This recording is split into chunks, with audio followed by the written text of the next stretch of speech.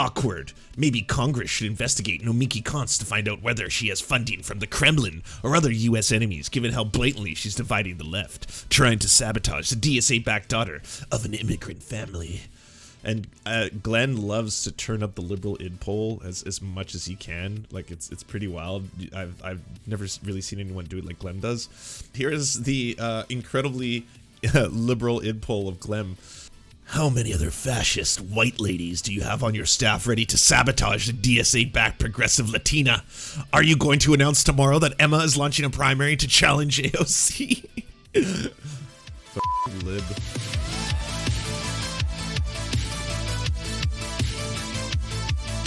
Anyways, yesterday was the Ontario election. It was a dumpster fire. It was a massive low turnout. At first, it was showing that it was going to be about 35% turnout, and I think that number has risen to 40.6, which is abysmal for a working democracy to operate. There is now a majority government run by Doug Ford. Doug Ford, if you are not familiar with Canadian politics, is the brother of Rob Ford, the crack-smoking mayor of Toronto. Doug Ford has been an abomination for the province. He has been gutting every fucking social program he can, especially at a time of a pandemic. Probably one of the worst figures you want to have in power. His treatment of seniors' homes was nothing short of, tons and tons of people were dying. They were like fucking senior death camps. And in amidst of all of this, I was like, there's no way he's going to be able to run, having seen everything that we did going through the pandemic, which still isn't over, by the way, and then see him walk out with anything less than a minority government, but he just won a majority again. Ellen Morrow joins us from PC campaign headquarters in Toronto. So Ellen, tell us about the results tonight. Well, Andrew, a huge victory for Doug Ford. It is the norm in Ontario politics for a government to be re-elected, but it is not the norm for the government to be able to expand its majority by so much in its second term. When the legislature was dissolved, the PCs had 67 seats. They're now sitting at 83. So a triumph for Doug Ford. There'll be a lot of analysis in the coming days about how he was able to do it, because remember back to the darkest days. I can tell you, it's very easy. We're going to look at it right now. It's quite simple. And this thing is universal, by the way, for elections and any other part. If you keep your messaging very succinct and to issues that are actually going to affect people's wallets, pockets, families, then that's all people think about. The buck of beer, that was one of his promises. He would make beer $1. Things like that, even if you don't keep it, like, even if you're not true to your campaign promises, that's what resonates with the average voter, the average normie who's just sitting back there. And yes, we have a lot of blame at the libs on this one as well. Libs who are sometimes fine voting conservative if the moment behooves them. But talking about how he's going to, lower taxes or improve highways or blah, blah, blah. I'm going to put more food on the table. I'm going to lower the cost of gas. That kind of shit is the shit that voters hear. They're like, oh, okay, well, he's my guy. And you'd be like, well, did you know that when he was actually in power, because he's been in power for a while, he's actually done the opposite of a lot of those things. He's actually made the cost of living more expensive by reducing so many social services that you once took for granted. And a lot of that is stuff you're paying out of pocket. Like, just because beer may become $1 doesn't mean that he's not making your life worse. It's like, yeah, but clean up your room. But $1 beers and the highway, the I don't know. He speaks to me. This one, I understand it, you know? Of the pandemic, he hasn't always been a very popular premier, but this campaign was dominated by issues like affordability, the cost of living, housing, and he was able to capitalize on those issues. Here's some of what Doug Ford had to say tonight. That's the shit that resonates. Clean up your room. It sucks. Kryloren, 11. Thank you for the tier 1. But that's what the average voter who actually is going to turn out, by the way. We should bring up the fact that the voter turnout was very, very low. I think it's the lowest in Ontario history. And seniors vote. Seniors go out and they vote. Conservatives vote. Conservatives go out and they vote. Youth do not vote. I know Bernie Sanders was really hoping for this like miraculous new demographic of like very, very young voters, but you cannot bank on that because traditionally very young people do not vote. And I don't fucking blame them, to be completely fair. Looking at the world, the state of the world, how fucked up everything it is, and the fact that adults are the one fucking it up on a very, like, I would say in the totality of it, why would you as a young person be like, okay, well, I want to get involved in this system, this seems like something worth my time? They're fucking in the US worried about being shot in school right now. That's you know, that's what's concerning young people. They're worried about getting shot in the place that they're supposed to feel safe and learn. Like I don't understand where people are coming from when they're like, I just don't understand when kids turn 18 and become adults, well, why they don't suddenly become directly involved in politics. It doesn't make any sense. And millennials, they're getting burnt out. They're getting completely burnt out. Everyone is working their ass off for less and less money, seeing how shitty everything is getting, seeing corporations getting fucking record amounts of profits, having to work double jobs, having to fucking work their Uber. Like, do you expect them to also have time to be able to volunteer full-time to help their leftist candidate of choice? This whole system by design is keeping voters suppressed, is keeping democracy fucked on a regular basis. If you're a miner in the north who's out of work, I want you to know we're building that road to the Ring of Fire. Like, again, people so happy at this. If you're a miner who's out of work, we're building you a highway. It's going to get all the way up there. The miners! This is amazing! Talk about coal miners!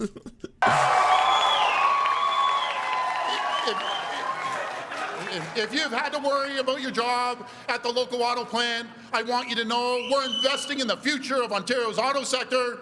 If you're a student who wants to work in the tech sector, we will have a job waiting for you. And yeah, time and time again, that's the shit.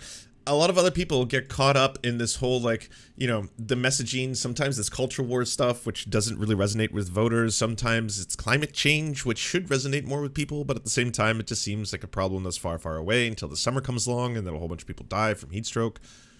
It's time for me to pass the torch. Good. Good. It's about fucking time. The NDP leader, Andrea Horwath, I don't know why you kept running over and over again. No one likes you. You've been a bad fucking choice for a while. Why have you held on? Good. The baton to hand off the leadership of the NDP. And you know what? It makes me sad, but it makes me happy because our team is so strong right now. No, you're not. You're an embarrassment, frankly. So here's something. The Conservative votes so far, 1.8 million, and in 2018, the NDP votes were 1.9 million. This is how much they won a majority with this year, and this is how much in the last election cycle the NDP had. The NDP has more than they have now, meaning that if the NDP voters from the last cycle had come out into this cycle in anywhere close to the same numbers as the last cycle, they would have won a majority. Yeah.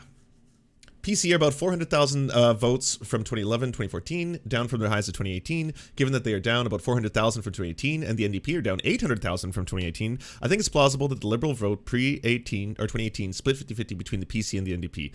So yeah, Libs once again showing their true colors, splitting their votes sometimes towards Conservatives. Cut a Liberal and a Progressive Conservative bleeds, apparently. And in the case of the NDP, just not showing up. People just fucking don't care.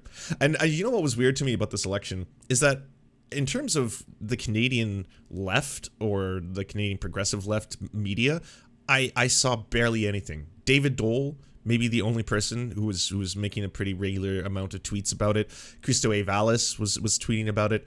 Otherwise, absolutely nothing. I don't know if the idea is that everyone is just completely resigned to the fact that, like, you know, fuck it. It's just like Doug's gonna win, or I don't know, just bigger problems right now, or but like for the next 3 to 4 years, Doug Ford is going to have a lot of power to do a lot of shitty things in that province, a lot of shitty things related to the energy sector, a lot of shitty things related to public funded programs, a lot of shitty things related to climate and the environment. It's going to be incredibly shitty. And yeah, there was no coordinated pushback. There was no coordinated alternative. The NDP was clearly in shambles. I mean, a handful of MPPs did get elected, a handful of good ones, but like otherwise, people were just completely tuned out. And unfortunately, I'm starting to see the same thing there that I'm seeing in the United States. The United States is also, and this is a problem that's coming up right now, and this is, I guess, you know, a little piece of drama for you. So if we turn our sights all the way over to the Majority Report, I'm sure you've heard the big announcement by Nomiki Konst. It's been a day. But Nomi, my understanding is you have an announcement to make. I do. I would do this no other place but with our Majority Report family, who is so dedicated to not just national issues, but issues in local communities across this country. And I want to announce here that I am running for State Senate of New York in the District 59. It's a brand new district that encompasses the community I live in. And you may have heard about the redistricting issues that happened recently. Well, we found out about this district a little over a week ago, and I was approached by many people in the community who I've organized with and gone through many challenges and fights against big interests like real estate and the MTA together and Amazon. And I am announcing today that I am running for New York State Senate in 59 so that we can keep the New York State Senate that we fought so hard to make progressive, because we are at risk of losing one of the only legislatures. Now, as I stated before, I like Nomi. I think she does a good job on the Majority Report. I also enjoy her show. I'm not as well versed in the long history of Nomiki, because I know that she's been in this arena doing lefty broadcasting, podcasting, whatever we want to call it, for a very long time. I know some people really don't like her on the left. Why is it why we are victorious or with victorious? Either way, thank you for the sub. WYWR victorious. There. Now I've pronounced it all properly. But anyways, I don't think that she would do a bad job. I think that she would probably do a good job representing the people of her district. But this is suddenly becoming a large part of the drama cycle, because Greenwald, of course, jumps on board. Who doesn't love a McCarthyite fascist who explicitly advocates having Congress investigate her political enemies because she's angry they criticized her online? Seems like a perfect fit for the Dem Party and Majority FM. Good luck to Sam Schleter and his sidekick, Nomiki Konst. He continues. Awkward. Maybe Congress should investigate Nomiki Konst to find out whether she has funding from the Kremlin or other U.S. enemies, given how blatantly she's dividing the left, trying to sabotage the DSA-backed daughter of an immigrant family. And Glenn loves to turn up the liberal id poll as much as he can. Like, it's pretty wild. I've never really seen anyone do it like Glem does. Peter Thiel's not backing anyone in this Democratic primary, Glem. You're so unclear why it would be of any interest to you. I also love that this typo meme is continuing down the road. Aaron Maté, a person who considers himself a urinalist for some reason. I don't know. I mean, everyone has, I guess, their own delusions of grandeur, but Aaron Maté, oh my. A urinalist, you say. Anyways, this urinalist decided he was going to jump into the fray. Awkward. Majority FM, a show that regularly attacks other leftists because it accuses of trying to split the left, now has to grapple with one of its co-hosts running against a DSA-endorsed Gonzalez for New York in New York 59, and thus trying to split the left. Now, Aaron Maté is just being a high school opportunist here, just being like, oh, well, this is my enemy. I don't like Majority Report because they sometimes say mean things about me, so I'm now going to talk about how awkward this truly is. It's very, very awkward. Emma's Cashews writes in, hey, Majority crew, I like Nomi and think she'd be a great senator, but are you worried about the chance she splits the left vote with Kristen Gonzalez and Crowley gets elected? Gonzalez already got endorsed by AOC, DSA, and the Working Families Party, so why should I support a candidate when the rest of the institutional left is backing another leftist poggers? It's a great point. Poggers. It's a great point. Look, yesterday, I did not know that Nomi was running in a district with Kristen Gonzalez and this, who's backed by DSA, one of this historically large number of DSA endorsements. By the way, before I reveal Emma's thoughts on this matter, which seem to be incredibly responsible. Like, I don't know what, well, I know what Aaron is fishing for here. If anything, you know what? I'm happy that this is giving Aaron Maté a little bit of time out to stop talking about how Bashir al-Assad is daddy uwu for a little bit, and to just talk about some good old-fashioned drama. Endorse candidates in the upcoming elections here in New York. I wish I had known that, frankly. You know, Nomiki's a friend of the show, and she's gonna, you know, it's her choice to run. But I really don't have an answer for how that, because yeah, I mean, I got a lot of those messages too. I didn't anticipate that conflict, and perhaps I should have. I haven't looked. Two good people running for a seat sounds like a dream. No, this is a nightmare. This is a primary, which means that this is going to split the left and progressive vote two ways, allowing for a corporate Democrat candidate to possibly take that seat. Closely at the candidates, yeah, right. Rather than to know that numbers 1212. Thank you. They exist, and frankly, I was a little confused because the districts had just been redrawn, so it was hard to keep track for me. Yeah, but look, this is nothing personal to know me. It's that I support the DSA candidates. This is true if DSA put in somebody against, you know, my buddy Chris running in Dallas. He didn't run as a DSA candidate. I would have supported DSA over him because. Oh, thank you, Hello World. Here is the incredibly liberal id poll of Glem. How many other fascist white ladies do you have on your staff ready to sabotage the DSA-backed progressive Latina? Are you going to announce tomorrow that Emma is launching a primary to challenge AOC? Fucking lib. That ideological reason. And I think, like, look, I think there's certain folks who say, like, this is democracy, and, you know, win. If a corp dem jumps in, we'll see a corp dem has jumped in. And I kind of, in a vacuum, can relate to that and, like, see the best candidate win. But, you know, you do have that Crowley vote split issue, and you do have the entire rest of the left lining up behind Kristen Gonzalez, who I think looks like a really good candidate, and who I'm probably going to donate to. So yeah, it's a we've heard the criticisms, and very valid, very valid, frankly. And I think that's like the challenge probably for Nomiki's campaign is how do you, like, that's a huge concern. I could not imagine, to be honest, especially at people who are operating at that level as the Majority Report, a more mature response to something. To say, I was unaware that this was the same district, so you're admitting a fault. B, that knowing that, and that knowing that there is Gonzalez, who is a DSA and very good candidate, by the way. I've been, me and Gonzalez have followed each other on Twitter for a while, that I am going to be endorsing and supporting that candidate, even though Nomiki is both a regular guest and friend of the show. To be completely honest with you, I don't know what more you could ask for. But of course, awkward. Speaking of awkward, David Griscom comes in. What's awkward? Both Matt and Emma have said they support the DSA candidate in this race. Neat little ratio. So they're not supporting their own co-host? Sounds awkward.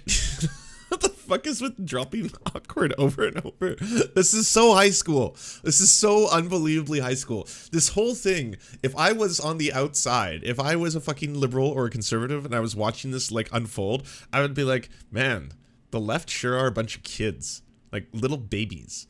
Little diaper babies. Filling their diapers with their poo-poo. That's what this looks like. This looks like a bunch of diaper babies with a bunch of poo-poo they want to fill into their diapers and just doing it over and over. So much baby poo. Like, what the fuck is happening?